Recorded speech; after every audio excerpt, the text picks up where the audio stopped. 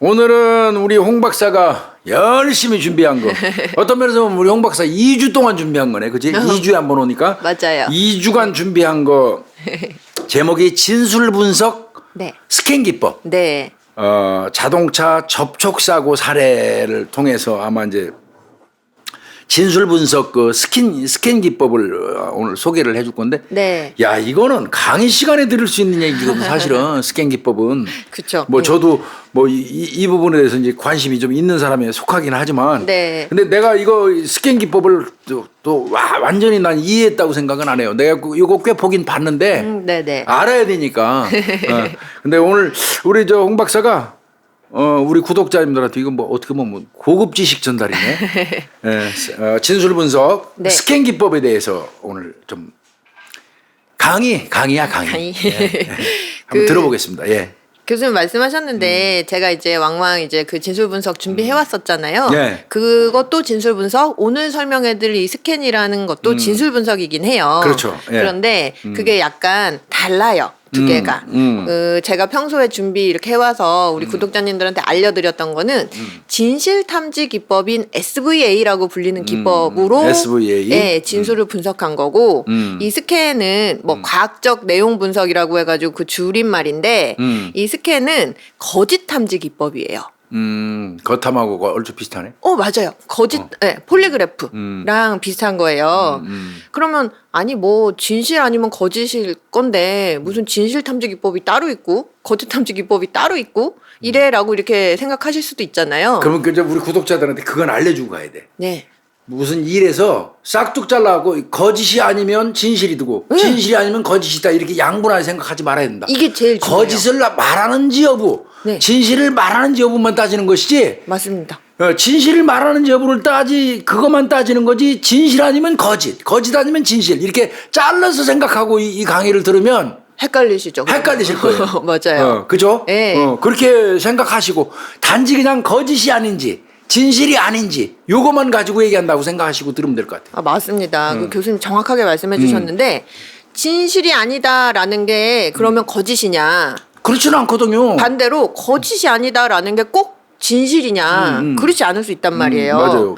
뭐 만약에 예를 들어서 진실이 아니다 이렇게 하면은 이거는 그럴 수 있잖아요. 사실은 아니에요. 그게 팩트는 아닐 수 있단 말이에요. 근데 나는 팩트로 믿었어요. 그렇지. 그러면서 막 본인 얘기를 입장에서는 해요. 거짓이 아닌 거야. 네. 근데 결과적으로 다른 거를 종합해서 보니까 거짓이야. 예. 그러면 나는 그게 진짜인 줄 알고 막 얘기하는데 이게 사실과 다르다고 저 사람 지금 거짓말하네 이렇게는 볼 수가 없잖아요. 그렇지. 본인 입장이 억울하지 거짓말한 게 예. 아닌데. 반대 경우도 마찬가지죠. 맞습니다. 예. 예. 뭐 예를 들어서 예로 설명드려 볼게요. 지금 제가 교수님한테 전화해요. 교수님 오늘 교수님 이따가 끝나시면 픽업하러 SUV 차가 한 대 갈 거예요. 그거 타시고 가시면 돼요. 제가 이렇게 이야기를 했어요. 그런데 원래는 승용차가 픽업을 하러 가기로 했단 말이에요. 그러면 이제 그게 거짓이냐 과연? 그러면 저는 진짜로 이거 SUV가 갈 거라고 생각하고 이야기했으면 제가 거짓말한 거 아니잖아요. 아니지. 그렇지만 사실과 다르다고 해서 하니까 이거 거짓이라고. 거짓말이라고 해야 되나? 이게 다른 문제라는 거예요. 맞아요. 예. 자, 그래서 진실과 뭐 거짓을 탐지한다 이렇게 한다 그러면 진실 탐지 따로, 거짓 탐지 따로 오케이. 이렇게 있는 거죠. 예. 아마 이해하셨을 거예요 우리 구독자님. 예. 그래서 이 진실 탐지의 그 대표적인 그 진술 분석 기법이 제가 항상 소개해드렸던 여태까지. 예, 맞아요. SUV. SVA. 예, 진술 타당도 분석이라고 불리는 거고, 그래서 뭐, SVA로 이거 진술 신빙성 분석하면 진실 탐지 도구가 이용이 돼요. 맞아요. 예, 그래서 뭐 CBCA라든지 RM이라고 이렇게 불리거든요. 이런 도구들이 사용이 되고, 그럼 이제 오늘은 거짓 탐지 얘기할 거니까. 스캔. 예, 이 거짓 탐지 기법을 많이 쓰는 게 교수님 잠깐 말씀하셨는데, 거짓말 탐지 검사. 거탐. 예, 폴리그래프. 폴리그래프. 그래서 폴리그래프는 이런 생리적인 지표를 살펴보는 거잖아요. 맥박, 호흡, 그죠? 뭐 심전도 뭐 이런 것들 살펴보는 건데 이런 거짓의 언어적인 징후를 살펴보는 게 바로 이 스캔 기법이에요. 오케이. 예. 자, 그래서 스캔은 이제 진술 속에서 거짓의 가능성을 탐지하기 위해서 고안된 기법이다라고 이렇게 정의를 내릴 수가 있거든요. 근데 여기서 몇 가지 짚고 넘어가야 돼요. 뭐냐면 이 스캔 기법이 거짓이냐 아니냐를 보는 건 아니에요. 제가 방금 잠깐 말씀드렸는데 거짓의 가능성이에요. 가능성. 거짓의 가능성. 예, 그래서 이 스캔도 증거들이 있거든요. 그 13개 이렇게 증거들이 있는데 그런 지표들이 발견된다고 해서 이 진술은 거짓말이야 라고 이야기할 수는 없고 거짓 가능성이 있어. 예, 이렇게. 그 부분이 좀 이상한 부분이니 더 확인해 보세요라는 그렇지. 의미를 줄 수 있다라는 거예요. 여지를 주게 해주는 거네. 예. 그래서 제가 원래 준비해 오던 진실탐지 기법 SVA는 사실은 분석 결과가 법정 증거로 채택이 돼요. 그런데 이 스캔 같은 경우는 그렇게 뭐 어떤 법적인 증거로 채택은 안 돼요. 수사에는 엄청나게 요긴하게 사용. 대신 수사에 엄청 요긴하게 쓸 수 그렇지. 있어요. 예. 예, 요런 거고 특히 또 이제 두 번째 좀 또 짚고 넘어가야 할 점이 뭐냐면 거짓말 중에서도 은폐의 가능성. 이제 바꿔 얘기하면 뭐를 숨기려고 하는 그 부분을 발견하는 거예요. 아, 그거는 중요하겠다. 예. 거짓말 중에서 숨기려는 부분이 가장 중요한 키포인트 아니야? 예, 말을 못하는 뭔가, 그렇지. 예, 그 부분이 뭔지를 살펴보는 거예요. 그 요게 왜 은폐가 얘기가 나오냐면 사실은 거짓말에도 종류가 있다라는 거예요. 여러 가지 있겠지. 예, 그럼 일단은 거짓말이 뭐냐? 우리가 거짓말의 정의부터 짚고 넘어가 보자고요. 거짓말은 뭐 이제 뭐 학자들마다 굉장히 여러 뭐 이렇게 정의들이 있는데 그래도 일단 합치되는 정의는 타인으로 하여금 진실과 다르게 인식되도록 의도적으로 행하는 일련의 모든 행위. 아, 의도적이라 되는 거지. 의도적이 중요해요. 일부러. 의도적이다. 예, 일부러 사실과 다르게, 진실과 다르게 인식하도록 그렇게 하는 행위. 그래서 여기서 중요한 점은 의도성이죠. 그래서 여기에 이제 요런 행위 중에 이제 유형을 좀 나눠보자면 대표적인 게 우리 진짜 새빨간 거짓말. 만들어서 막 없는 거 막 지어내는 거. 지어내는 거. 예, 그걸 우리 이제 작화라고 하거든요. 작화 맞네. 예, 작화. 지어낸다. 지어내는 거. 네, 작화라고 새빨간 하고 거짓말? 새빨간 거짓말. 그리고 또 다른 이제 유형이 은폐. 아, 중요한 거지. 이거. 예, 이제 그리고 뭐 꼬아 말하기, 뭐 회피 뭐 이런 것들이 있는데 이제 작화는 설명드렸고 은폐 같은 경우에는 일부러 말을 안 하는 거예요. 그렇지. 예, 중요한 사실에 대해서 숨기려고. 그죠? 그 만약에 예를 들어서 진실은 교수님 제가 아이가 있어요. 이게 팩트예요, 사실. 그런데 작가는 교수님 무슨 말씀이세요? 제가 무슨 아이가 있어요. 결혼도 안 했는데 저는 아이 있는 친구 보면 너무 부러워요. 저도 아이 어디 하늘에 뚝 떨어졌으면 좋겠는데 막 이러면서 막 하는 게 그건 작가. 새빨간 거짓말. 예, 은폐는 그냥 말 안 하는 거예요. 그래, 있는지 아이가 말안 있다 하는 없다 거. 말을 아예 안 해버리는 거.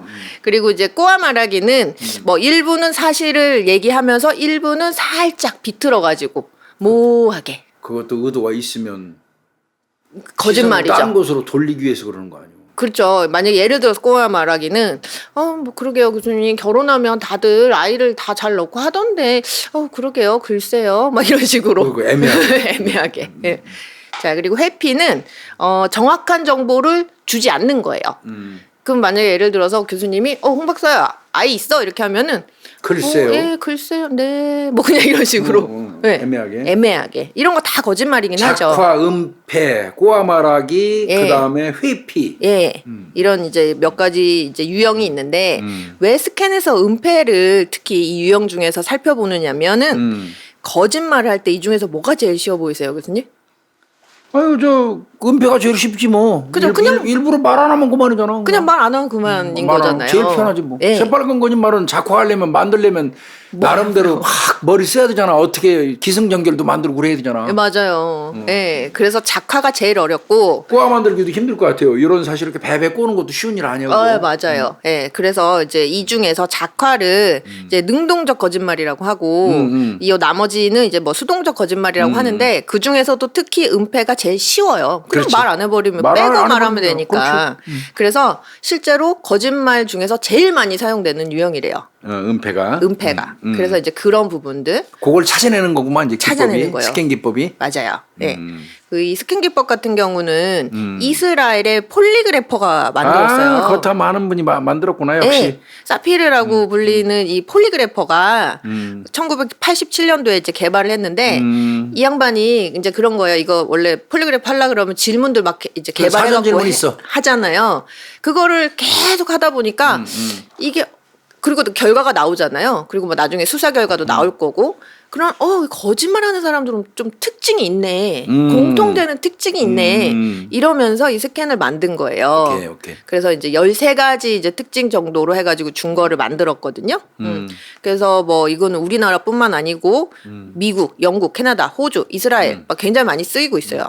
특히 미국 같은 경우는 이 FBI 대상으로 이렇게 스캔 교육 굉장히 많이 하고 있대요. 그래서 이제 스캔은 3가지 기본 전제가 있어요. 첫 번째는 뭐냐면 진실한 진술과 거짓인 진술은 이제 분명히 차이가 있는데 특히 거짓을 말하는 그 부분 진술은 내용이나 구조에서 분명히 모순점이 발견되는 것이다. 이게 그러겠지. 이제 전제. 두 번째는 거짓말을 하는 그 진술이 있다면 그 전체 진술 중에서 90%는 진실이다. 10%만이 거짓의 부분인데 특히 이 10%가 아주 그 사건과 관련된 결정적인 부분에서 고의로 그 부분을 빼버릴 거다.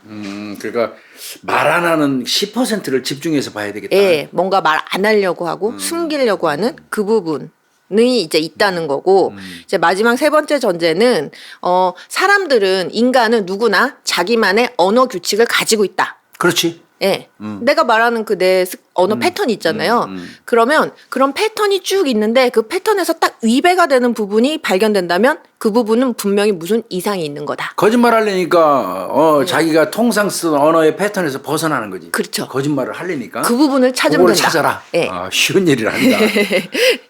그래서 뭐 준거 13개나 있는 건데 이거는 뭐 이제 뭐 너무 이론적인 내용이라서 그냥 준거 그런 거 있다라는 것만 이제 설명만 드리고 넘어갈게요. 이 부분은. 우리 왜 교수님 스모킹건, 과학수사기 네. 스모킹건 1회 때 교수님 나오셨잖아요. 1회 때 했죠. 예, 그 엄마가 자녀한테 그 독 먹여가지고. 청산염 먹여가지고. 예, 예. 그 사건에서 잠깐 언급됐었거든요. 진술 분석이라고. 그게 바로 이 스캔 기법을 이용했던 거였어요. 독이라는데 민감해가지고. 예, 맞아요. 그 위독이라고 썼다가 이렇게 지우고 위급 뭐 이렇게. 위급으로 독에 대한 그 자기도 모르는 회피 심리. 그렇죠. 독을 예, 사용해서 애를 죽였으니까 독 소리는 듣기도 싫은 거야. 맞아요. 쓰기도 싫은 거야. 예. 그런 심리. 그렇게 해갖고 요게 이제 자발적 수정이라고 아까 13개 준 거 중에 하나에 해당이 되는 부분이거든요. 자발적 수정. 예. 그러네. 그러면 그 수정된 부분이 분명히 어떤 의미를 갖는다는 거예요. 그럴 수 있네. 그럼 그 의미를 이제 찾아야 된다 뭐 이런 이제 준거가 하나가 있죠. 그래서 오늘 이제 좀 살펴보려고 해요. 그래서 요거 실제로 뭐 증거로 채택은 안 되지만 수사 상황에서 보통 이제 요 스캔 같은 경우는 원래는 글을 분석하는 형태로 개발이 됐어요. 그 자술서. 이렇게 진술서. 쓰게 진술서 이제 쓰게 하고 거기에서 이상한 거 만약에 거기서 이상한 거 이제 발견이 된다 이렇게 하면 좀 집중적으로 수사나 조사할 때 그 부분을 좀 파고들거나 이렇게 하면 분명히 의미가 있다 뭐 이렇게 활용이 되고 있다고 해요. 그러면 뭐 말에서는 이게 적용을 못하냐? 뭐 연구들이 많이 되고 있어요. 이 구술 진술에서 이런 스캔의 거짓 특성이 적용할 수 있느냐, 뭐 적용할 수 있다라는 이런 뭐 여러 가지 이제 연구들이 나타나고 있는데요. 그래서 쭉 지금 스캔 설명드렸어요. 그럼 이제 실제로 좀 적용을 해봐야 될 거 아니겠어요. 그럼 이제 실물을 통해서 한번 얘기를 해봐야겠네. 네네. 그 요거 적용할 사례네, 사건은 사례. 사례죠. 예, 교통사고예요. 교통사고로. 예, 교통사고 사건인데 어떤 사건이냐면 이거 2011년 12월 중순경 저녁 8시 때 경기도 성남 그 모란시장 있잖아요. 예, 모란전철역 앞에서 교통사고가 났던 거거든요. 교통사고 났는데. 네, 이게 뭐냐면 49세 남성이 몰던 택시의 좌측 후미. 예, 그러니까 운전석 뒤쪽. 예. 여기 있죠. 그죠? 그리고 36세 남성이 몰던 화물차의 우측 미등. 예, 그 부위가 충돌을 했어요. 그런데. 예, 그 이제 경찰에 신고가 돼갖고 출동을 했단 말이에요. 그 출동했을 당시에는 이 화물차가 그 중앙선에 이렇게 안전지대 이렇게 있잖아요. 노란색으로 빗살 쳐가지고, 예, 거기로 이동해 있는 상태였어요. 화물차가? 예, 화물차가. 자, 그런데 문제는 이 지금 택시 운전사를 A라고 할게요. 그리고 화물차 운전사 B라고 할 건데 이 두 사람의 주장이 엇갈리는 거예요. 어떻게? 이 추돌 직후에 화물차 운전자가 그 자기가 몰던 화물차를 그러니까 지금 이동돼 있잖아요, 화물차가. 그걸 움직이는 바람에 그 택시기사가 넘어졌구나. 넘어져서 자기는 다쳤다. 아, 그게 이제 그 택시기사의 주장이에요? 예, 그렇게 주장을 해요. 그러면 이제 그 화물차 기사는 뭐라고 하느냐? 아니다. 그런 사실이 전혀 없다. 택시기사가 그냥 혼자 길바닥에 막 눕더니 지금 저렇게 생쇼를 하고 있는 거다. 내가 차로 밀었다는 식으로? 예. 이렇게 하면서 저 사람 지금 거짓말이니까 난 무고죄로 고소하겠어. 이렇게 하면서. 그러면 한 사람은 저 위험한 물건으로 밀었으니까 폭력으로 고소하고 예. 한 사람은 거짓말한다고 무고죄로 고소한 사안이네. 그러니까 누가 거짓말하는가 따져본다는 얘기네. 물론 이 택시기사는 실제로 다음날에 이제 뭐 후유증으로 몸이 아파서 이제 막 병원에 입원 치료한 내용도 있긴 있거든요. 근데 어찌됐든 간에 이렇게 지금 주장이 엇갈리고 있어요. 그럼 한번 누가 거짓말인지 봅시다. 예. 이 진술 자료 같은 경우에는 이 지금 택시기사는 사고 직후에 자술서를 썼어요. 근데 이제 화물차 기사는 자술서가 작성되지는 않았거든요. 그래서 이제 우리가 진술 내용 살펴볼 때 그 화물차 기사는 이렇게 경찰 조사를 받았어요. 그래서 오늘 교수님한테 제가 그렇지 않아도 그 형사님 역할 좀 요청 드리려고 했는데 딱 오늘 잠바도 입고 오셔가지고 이렇게 해서 우리가 먼저 두 사람 진술을 좀 자세하게 살펴볼게요. 꼼꼼하게.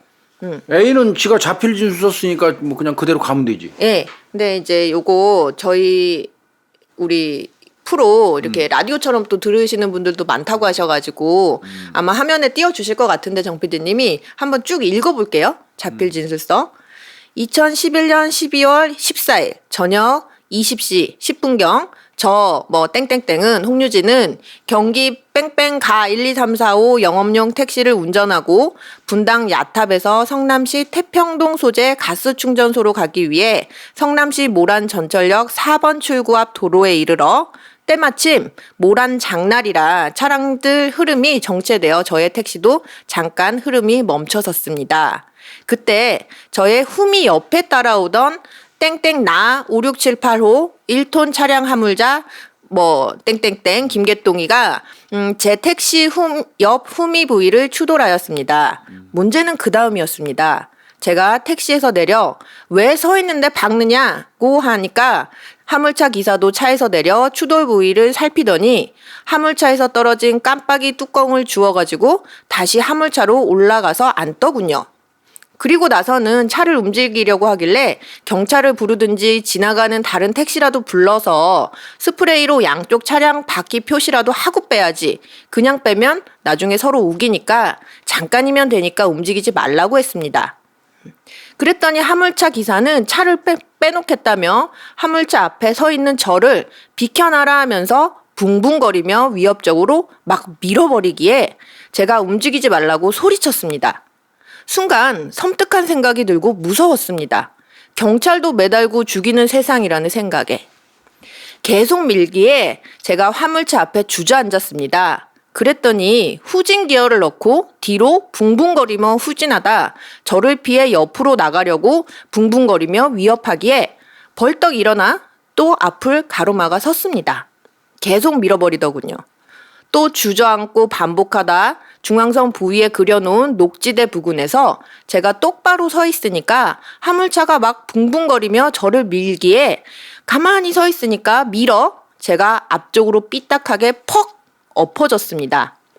그때쯤 경찰차 가로 열고 땡땡지구대 소속가 저의 택시 옆에 와서 있었습니다. 그리고 사고 정황을 물어보기에 상황을 설명하며 경찰한테 화물차가 막 사람을 밀었다고 이야기했습니다. 그러나 경찰도 사고 내용이 경미하다고 생각했는지 제가 하는 이야기에 크게 신경 안 쓰는 것 같더군요. 그러면서 우리는 사고 내용만 취급하고 보상 문제는 각자 보험에서 할 거니까 두 분이 잘 해결하라고 하더군요. 그리고 저와 화물차 기사 양쪽 면허 제시하여 경찰관이 수첩에 인적사항을 적어가지고 떠났습니다. 그리고 저는 퇴근하여 집에서 자고 다음날 낮에 일어났더니 옆구리, 허리, 손목 등이 절리고 아파서 병원에 오게 되었으며 현재 성남시 소재 땡땡땡 정형외과에서 입원 치료 중입니다. 저는 경찰에 화물차 운전자 김개똥이를 엄벌해 주실 것을 꼭 부탁드리겠습니다. 이건 자술서 내용이네. 예, 이렇게 쭉 무지하게 잘 자세히 썼네. 자술서를 썼어요. 네. 자, 요게 이제 택시 기사가 주장하는 거예요. 예, 요 진술에서 우리가 이제 스캔 좀 적용해서 쭉 살펴볼 거예요. 그러면 반면에 화물차 기사는 어떻게 주장을 하느냐?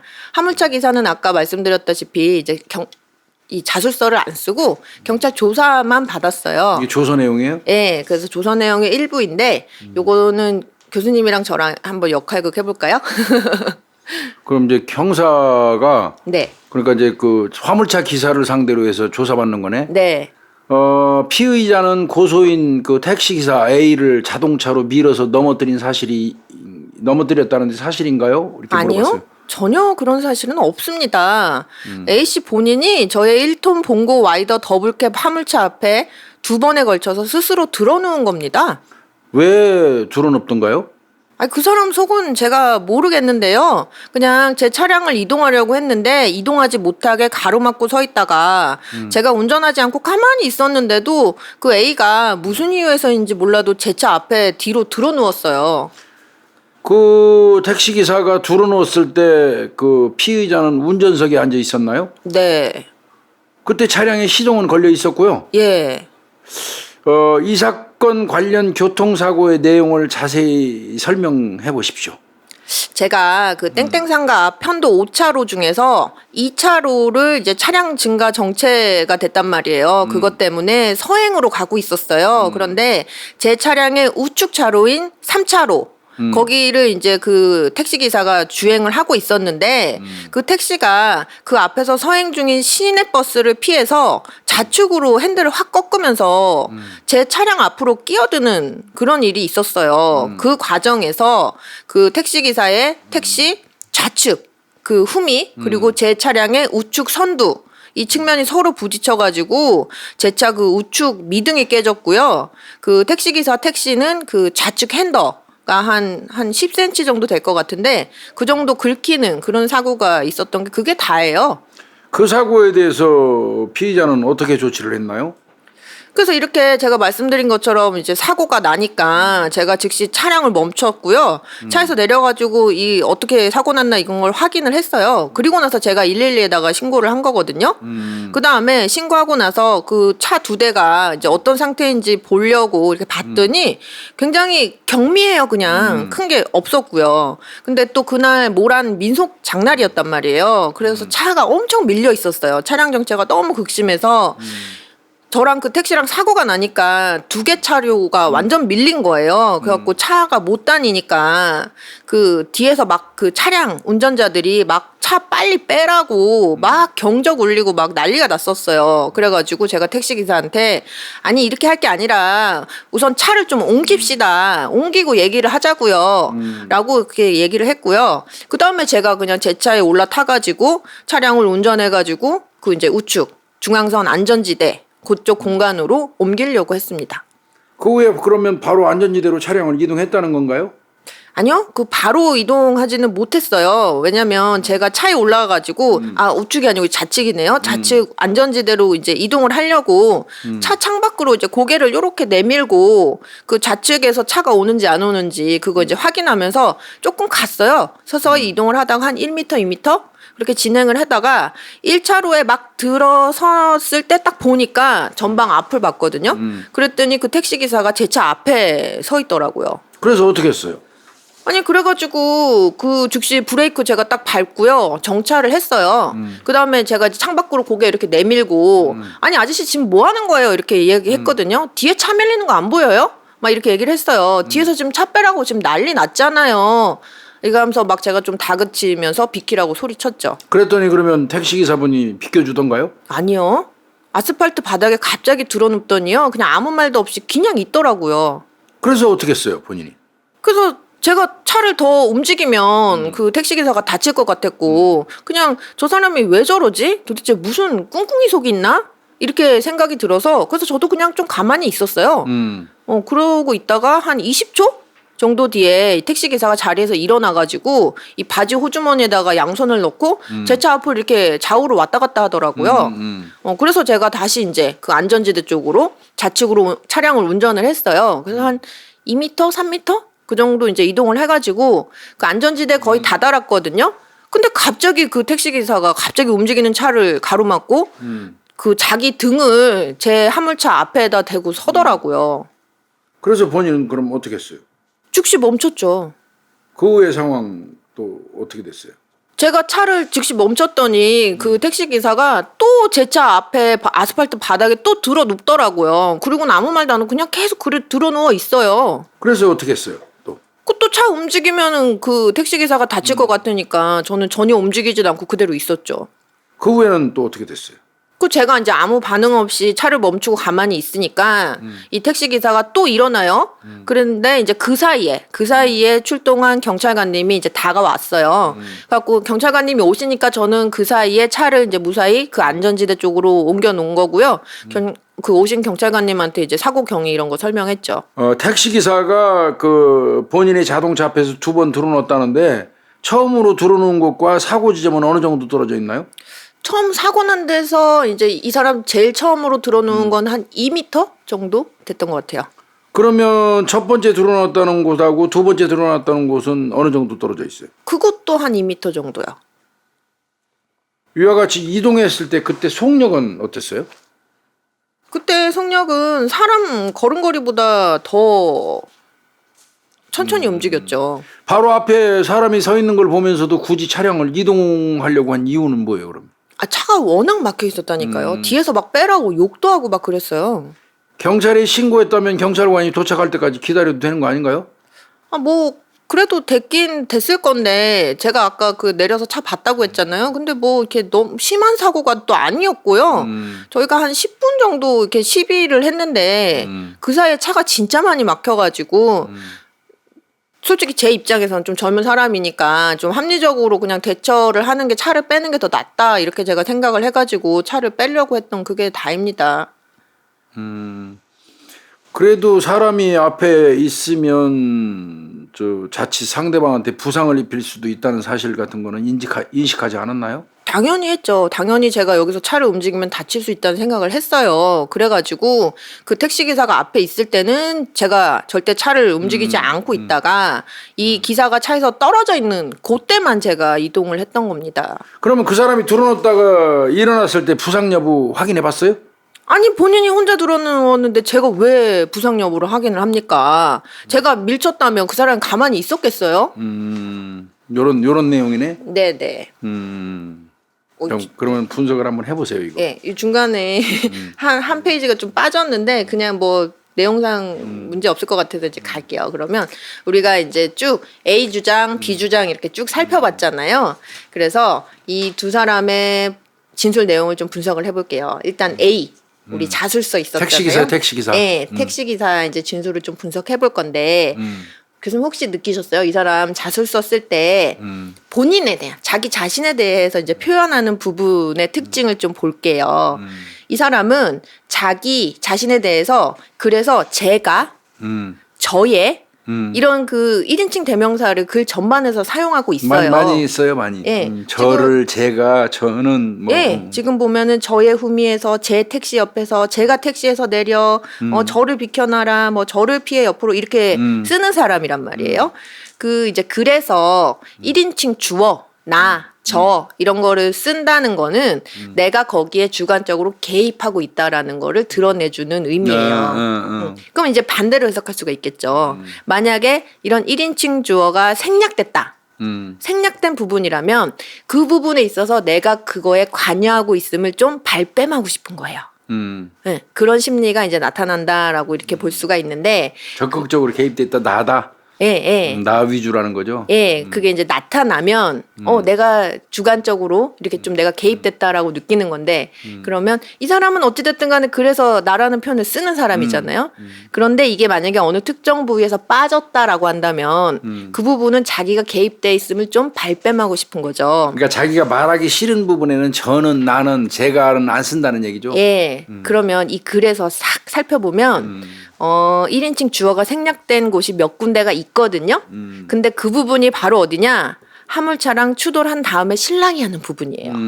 네, 지금 보면은 이 사람이 깜빡이 뚜껑 주워가지고 화물차로 올라갔다 그랬잖아요. 그리고는 차를 움직이려고 하길래 원래로 치면 여기 제가 경찰을 부르든지 뭐 지나가는 택시한테 스프레이를 받아서 뿌리든지 이거 하자고 본인이 얘기했다는 거니까 여기에 죄가 들어가야 될 거 아니겠어요? 근데 빠져 있어요.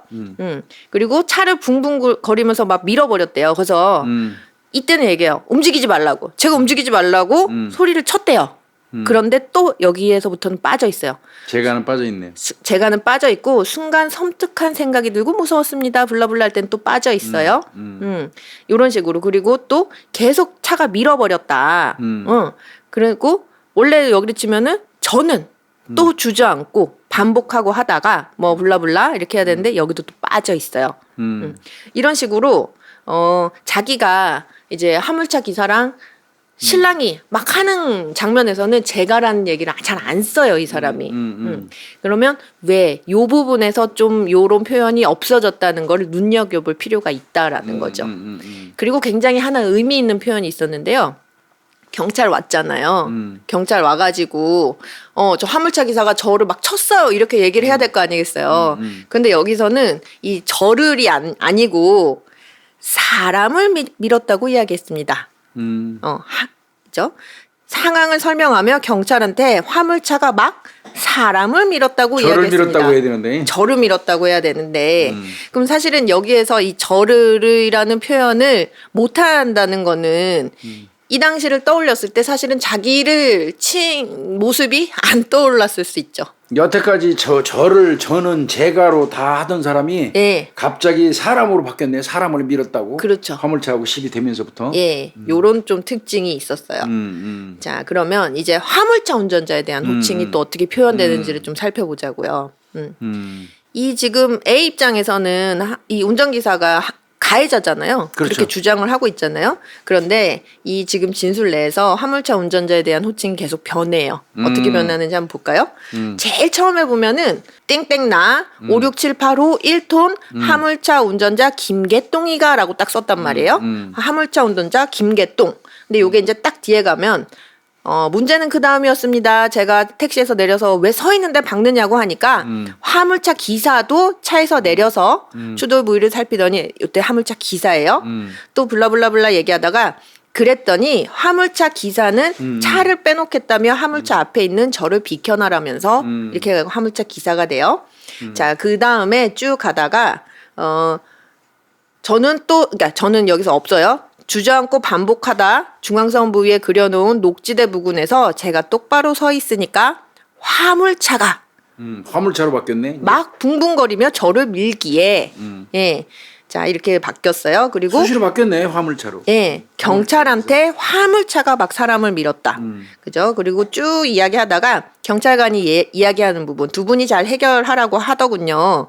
그리고 저와 화물차 기사 양쪽 면허 제시하며 그리고 제일 마지막에 저는 경찰의 화물차 운전자 김개똥이를 엄벌해 주실 것을 꼭 부탁드립니다. 이렇게 되어 있어요. 호칭이 왔다 갔다 했다 이거지. 그러니까 보면은 화물차 운전자 김개똥이에서 화물차 기사, 그 다음 또 화물차 기사, 그 다음은 화물차, 그 다음 사람을 밀을 때는 화물차 기사가 아니라 화물차로 바뀌어버렸네. 맞아요. 그 부분이 포인트예요, 교수님. 이게는 사실은 기사가 하는 행동 있잖아요. 사람이 하는 행동 있잖아요. 근데 화물차로 바꿔버렸어. 물건으로. 딱 화물차로 바뀐 부분이 바로 차로 밀었다고 주장하는 그 부분이에요. 예. 이거는 차가 움직인 거를 설명하는 거지 화물차 기사가 이런 잘못된 행동의 주체라는 표현이 아닌 거예요. 예. 맞아. 자, 그리고 또 한 가지 특징이 이 화물차가 그 자기 치려고 이렇게 움직였던 그 부분에서 이 화물차 운전자라는 주어가 생략된 부분들도 굉장히 많아요. 여기 지금 보면은 원래로 치면은 경찰도 매달고 죽이는 세상이라는 생각에 그 다음에 계속 밀기에란 말이야. 그 다음이 누가 밀었어요? 누가? 화물차 기사가 밀었어야 되는데 여기서는 화물차 기사라고 안 써놨어요. 그리고 뭐 제가 화물차 옆에 주저앉았습니다. 그랬더니 후진 기어를 넣고 뒤로 붕붕거리며 후진하다 이렇게 된단 말이에요. 여기서도 화물차 기사라고 써야죠. 앞에 패턴 같으면 써야지 맞지? 맞죠. 그리고 계속 밀어버리더군요. 라는 말 앞에서도 또 화물차 기사가 그렇지. 없어요. 이런 부분은 그 화물차 기사가 이런 행동을 했다라고 직접적으로 자기가 얘기하기가 좀 그런 거예요. 그래서 이제 어떤 이 부분에서 화물차 기사가 능동적으로 어떤 뭐 행위의 주체였다 라고 보기가 조금 어려울 수 있다라는 거예요. 자, 그러면 이제 화물차 운전자의 행동에 대한 표현을 좀 살펴볼게요. 만약에 이제 어떤 실제로 있는 그대로 이야기하는 사람은 내가 그 당시에 내가 왜 이렇게 했었어야 되는지를 잘 설명을 안 해요, 교수님. 그냥 당연하다고 생각을 하니까. 그렇지, 당연히 했을 거니까. 네, 이렇게. 근데 내가 이걸 좀 합리화시키거나 정당화시키거나 이렇게 생각하는 사람들은 진술의 흐름에서 쭉 가다가 상관없는 막 이야기들을 해요. 그 사건이랑 상관없는. 그렇지. 예. 잡소리를 많이 하지. 예. 진술에서도 그래요. 그냥 실제로 있었던 일만 얘기하면 되잖아요. 그런데 실제로 있었던 일은 피하고 옆에 너저런 잡소리를 많이 갖다 붙이잖아요. 맞아요. 예. 이런 경우들이 많거든요. 근데 이 A의 진술에서도 요게 발견이 돼요. 아마 들으시면서도 딱 그 감 잡으셨을 텐데, 차 왜 서 있는데 박느냐라고 했더니 화물차 기사도 내려가지고 주변을 살피고 뭐 화물차 그 뚜껑 그거를 집어들고 뭐 이게 스프레이라도 뿌려놓으라고 했는데 제가 빼려고 했더니 뭐 옆에 가는 택시라도 잡아서 스프레이를 뭐 빌리자 어쩐자, 이게 굉장히 쓸데없는 얘기거든요. 이런 거 아니면 그 왜 막 밀어버리는데 무서웠다면서요. 그 얘기하면서 어때요? 제가 움직이지 말라고 소리쳤습니다. 근데 갑자기 순간 섬뜩한 생각이 들고 무서웠습니다.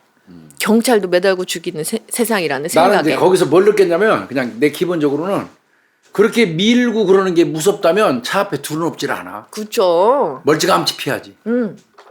난 거기서 좀 이상하더라고. 맞아요. 자기 그 정서랑 행동이 지금 부합이 안 되는 다르잖아요. 거죠. 이게 자기 막 되게 무서웠다면서요. 그 무서운 사람이 화물차 이러고 있어? 그럼요. 차 매달고 달리는 세상인데 그러니까. 안 맞는 거예요. 근데 왜 내가 이제 이렇게 이거는 무서웠다는 걸 어필하고 싶은 거거든요. 내가 왜 무서웠어요? 얘가 너무 위협적으로 행동해서. 이 말을 하고 싶은 거예요. 그렇지. 그래야지 폭력으로 고소할 수 있으니까. 그래서 이 사람 실제로 지금 굉장히 그 위협했다라고 이렇게 주장을 하고 있잖아요. 차로 위협한 거지. 예. 그런데 되게 재밌는 게요, 교수님. 이런 표현이 있어요. 그랬더니 화물차 기사는 차를 빼놓겠다며 화물차 앞에 서 있는 저를 비켜나라면서 붕붕거리며 위협적으로 막 밀어버리기에 라는 표현이 있는데요. 이거 어딘가 모순되지 않으세요, 교수님? 글쎄. 뭐냐면 이 사람 말에 따르면 화물차 기사가 뭐라고 했다는 거예요? 차 뺀다 그랬잖아요. 뺀다 그런 거지. 차로 내가 널 치겠다고 민다는 한 게 게 아니다. 아니라 차를 빼겠다고. 이 사람 말에 따라도 화물차 기사는 차를 빼놓겠다라고 얘기했는데 그거를 미는 걸로 인식하는 거. 그러고 그거를 가지고 위협적으로 이렇게 행동을 했다라고 이렇게 굉장히 과장되게 자기 말에 이렇게 그러네. 앞뒤도 맞지 않게 이야기하는 거예요.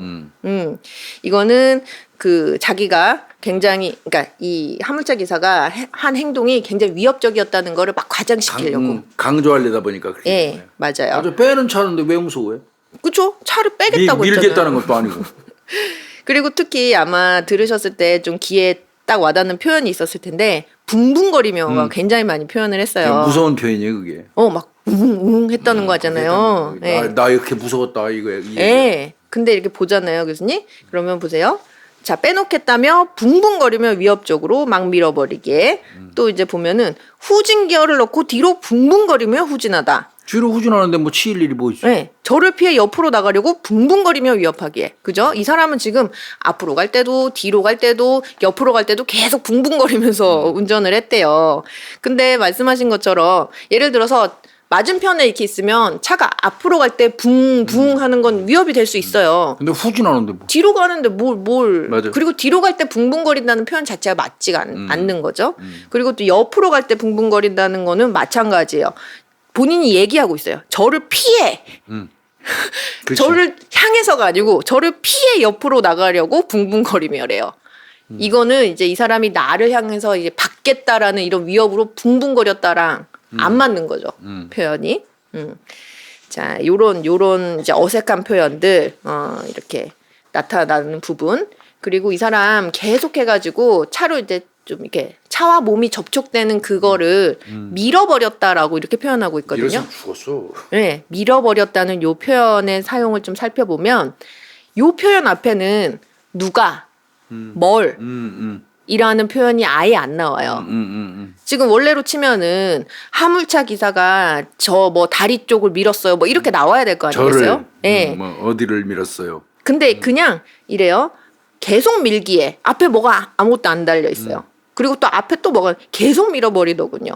어디를 밀은 내 그러니까요. 뭐를 밀었냐고요. 그러니까 그게 원래대로라면 써야지 맞아. 이 사람 지금 주어도 쓰고 목적어도 쓰는 사람이잖아요. 그러니까요. 근데 이게 아예 안 나와요.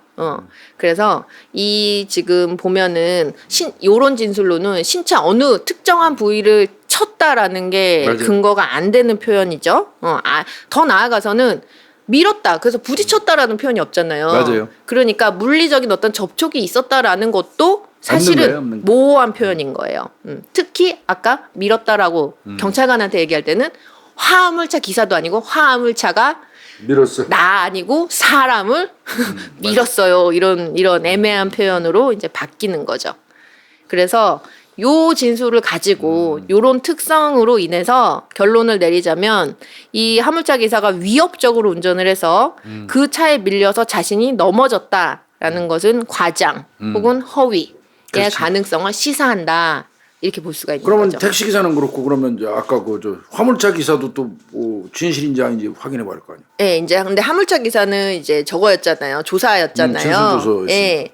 자, 그래서 이제 뭐 한계는 좀 있지만 좀 그 내용을 살펴보자면 이 지금 일단 이 택시 기사 진술이랑 비교를 좀 해보자면 그 내용이 조금 더 구체적이에요. 그렇더라고. 그리고 조금 더 명확해요. 물론 요거는 이제 질문을 계속 질문에 대해 답변을 하니까 네. 일목요연하게 할 수 있지. 질문을 계속 하니까 그 관련된 부분은 그렇기 때문에 뭐 그랬을 가능성은 있지만 그럼에도 불구하고 예를 들어서 질문을 했다 그래도 답을 애매하게 할 수도 있잖아요. 그렇죠. 예, 근데 이 사람의 진술은 비교적 구체적이었다는 거예요. 그 화물차 기사가 이렇게 막았다가 또 등 뒤로 막았다가 뭐 이런 거 네, 다 자세히 진술했더만. 그렇죠. 그래서 본 그대로. 지금 좀 비교를 해보자면 A 진술이랑 일단 신고 경위 보면은 본인이 했잖아 화물차 기사가. 예, 이 택시 기사는 안 나와요. 누가 신고했는지. 그런데 이 화물차 기사는 본인이 한 게 나와요. 본인이. 사고 나갔고 맞아요. 차에서 아까 본인이 내려서 했다고 그랬어, 본인이. 확인하고 내가 했다. 이거 확인되죠. 그다음에 사건 후에 그 사실은 우리 그 같이 살펴본 내용에서는 안 나왔는데 이 택시 기사 같은 경우에는 사고 다음 날 아파서 병원에 갔다. 이렇게만 얘기를 해요. 그래서 자기가 이 화물차 기사한테 전화한 내용은 말을 안 했었잖아요. 아 전화했었나? 전화를 했었어요. 기사 화물차 기사한테 예. 나 다쳤다고 너 때문에? 예. 아. 전화를 했었어요. 근데 진술서 내용이 그거 없잖아. 없잖아요. 근데 그거는 이거는 거짓말이라 피하고 싶구나. 그쵸. 이게 여기서 모종의 어떤 요구 대가성 뭐 이런 게 있었을 가능성이 있죠. 그러네. 그래서 이 화물차 기사는 조사받을 때 그런 얘기도 다 했거든요. 사고 3일 후에 택시 기사가 전화를 해서 네가 차로 나 밀어갖고 나 허리 아프다. 어떻게 할 거냐. 돈 내놔라 그 소리잖아. 이런 얘기를 했다라는 이런 내용이 이제 다 얘기를 했고요. 근데 그 진술서는 택시 기사는 진술서에다는 안 아예 쓴 안 거지. 썼잖아요. 찝찝하니까 안 쓴 거지. 예. 그리고 이제 그 차 빼려고 했던 그 행동 관련돼서는 아까 우리 살펴봤듯이 택시 기사는 차 빼놓겠다며 비켜나라면서 막 붕붕거리며 차를 뺐다 그냥 이게 다잖아요. 근데 이제 이 화물차 기사 같은 경우에는 아까 어때요? 차 요렇게 창문 내다보고, 밖으로 요렇게 고개를 보면서 내밀고 움직였다는 거지. 안전을 확인해서 뭐 서서히. 예, 좌측에서 차가 오는지 안 오는지 보고 갔는데 1차로쯤 갔을 때 이 사람이 앞을 이렇게 딱 봤더니 이 사람이 막고 앞에 서 있었어요? 있었고 뭐 이제 다 그죠? 그리고 또 이 사람이 내 차 앞에 있을 땐 저는 운행 안 했고요. 이 사람이 떨어져 뭐 있을 하느라고 때만, 할 맞아요. 때만 갔어요. 뭐 이런 얘기 다 하잖아요. 그리고 뭘 밀었느냐 관련돼서 아까 살펴봤듯이 택시 기사는 나를 밀었다라는 말을 끝끝내 안 해요. 사람을 밀었지. 근데 사람의 어디를 밀었는지는 구체적으로 없죠. 없죠. 예. 근데 이제 이 화물차 기사 같은 경우에는 만약에 이 사람이 쳤다 그러면 아까 왜 준거 13개 중에 하나가 그 혐의를 부인하지 않느냐의 여부를 살펴보는 준거가 하나가 있거든요. 만약에 내가 진짜로 했어. 그러면 명확하게 제가 안 했습니다. 라고 이야기하기가 어렵다는 거예요. 그럼 그런 부분에 대해서 약간 모호하게 이렇게 지나가는 경향이 있는데 이 화물차 기사 같은 경우에는 아니요. 무슨 말씀이세요? 전 무릎조차 닿은 적도 없었어요.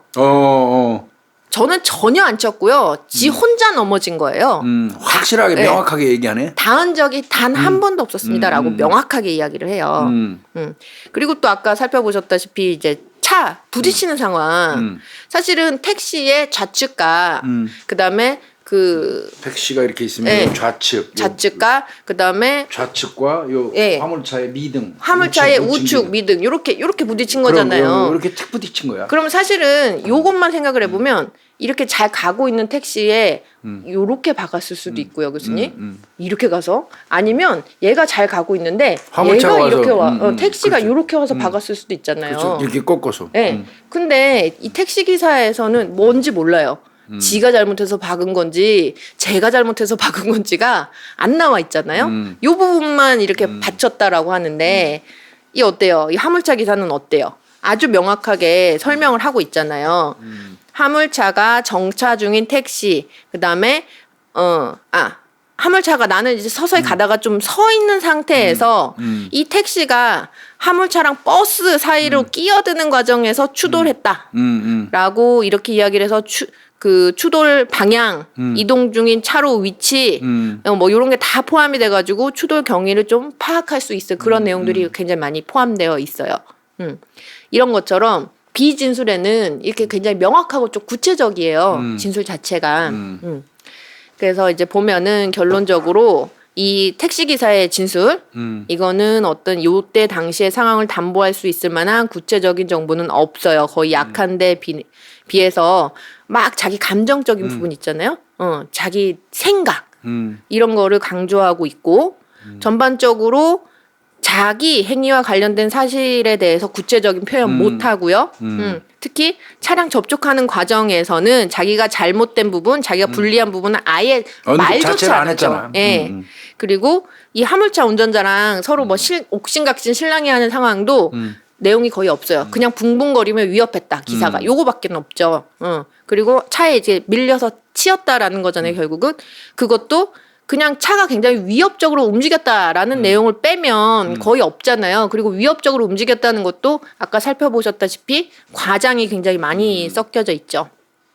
그래서 이 A 진술에서는 접촉 사고 발생 경위, 그 다음에 화물차에 밀려서 넘어졌는지 여부, 이거에 있어서 거짓의 거짓 가능성. 예, 존재하죠. 그래서 이제 조사를 하실 때 요 부분을 보다 더 면밀하게 확인을 하면 좀 더 도움을 받으실 수 있다라는 거죠. 이제 뭐 요거 결과론적으로 결과가 어떻게 났는지 제가 이제 명확하게 하기는 못했거든요. 근데 이제 상해 입혔다는 부분은 무혐의 처분 났을 걸로 생각이 들어요. 그리고 그 주변에 이제 경찰 입장에서는 저 목격자 찾아서 예. 목격자 진술에 의해서 처리가 다 됐을 거고, 그거 아니면 CCTV로 멀리서 분석 다 했을 거예요. 예, 맞아요. 오늘 우리 홍 박사가 한 거는 이제 비단 이제 교통사고만 가지고 이렇게 이게 분석을 했는데, 이게 실제로 다른 사건 유형에도 요게 굉장히 적용될 수 있고, 내가 생각할 때는 우리 수사관들이 요런 정도 뭐 스캔 기법 요 관련돼서는 이제 뭐 저처럼 그 범죄 분석에 관심이 있는 사람들은 조금씩 보는데, 네네. 그렇지 않은 이제 우리 형사들은 요런 거 관련돼서 좀 문의하는 경우 있어요. 그래서 조금씩 봐줬으면 좋겠어요. 약간씩 좀 공부 좀 하면 이게 진술 과정에서 어느 쪽이 거짓말하는지 적어도 가능성인지는 가능하거든요. 그러면 그 수사하기가 훨씬 편할 것 같은데, 오늘 그 중요한 사례, 진술 분석의 스캔 네. 기법, 스캔 기법, 우리 홍 박사 통해서 아주 고급 정보, 오늘 우리 구독자님들도 좋은 공부했을 것 같아요. 좋은 거 했고, 홍 박사 덕분에 또 저도 또 좋은 거 배웠습니다. 오늘은 조금 새로워서 아주 좋아요. 이거 갑자기 사건 의뢰가 이제 아카데믹화 해지는데. 네. 그래요. 오늘 고생했습니다. 좋은 강의 잘 들었어요. 네, 고생했습니다. 감사합니다.